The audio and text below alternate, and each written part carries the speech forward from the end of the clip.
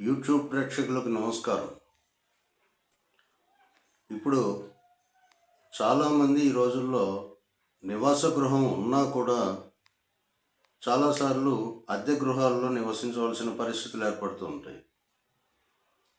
అయితే సొంత గృహం మనం వాస్తు ప్రకారం నిర్మించుకున్నప్పటికీ అద్దెకున్న గృహం వాస్తుని అనుసరించి కట్టకపోయినా మనం అందులో ఉండవలసిన పరిస్థితులు చాలాసార్లు మనకు అలా కలుగుతూ ఉంటాయి.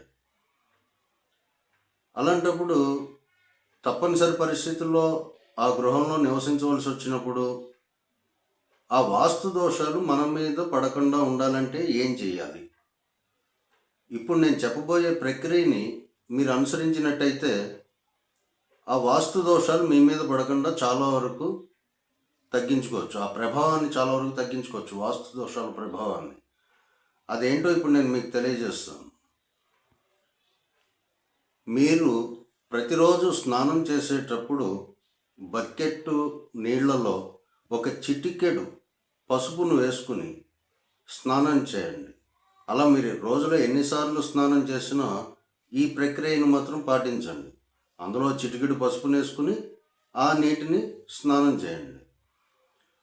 తర్వాత కనీసం వారంలో 3 రోజులు, అది ఏ వారం అనేది మీ ఇష్టము, పర్టికులర్గా మంగళవారం, శుక్రవారం ఈ 2 రోజుల్లో, తర్వాత మధ్యలో ఒక రోజు, ఈ 3 రోజులు వారంలో మీ సింహద్వారానికి ఉన్నటువంటి గడపకి పసుపుని రాసి కుంకుమతోటి బొట్లు పెట్టండి.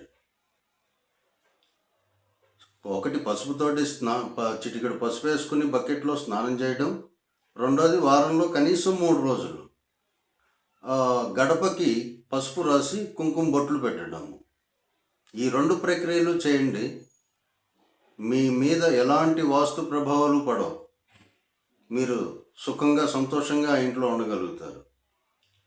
ఇవి వాస్తు మార్పులకి అనుకూలం లేనటువంటి టైంలో మాత్రం ఇలాంటి ప్రక్రియలను ఆచరించాలి. వాస్తు దోషాలని సరిచేసుకోగలిగే అవకాశం ఉన్నప్పుడు మాత్రం ఆ దోషాలను సరిచేసుకోవడమే చాలా ఉత్తమం. ఈ ప్రక్రియను పాటించి మీరందరూ సుఖ సంతోషాలతో ఉండాలని కోరుకుంటున్నాను. శుభం.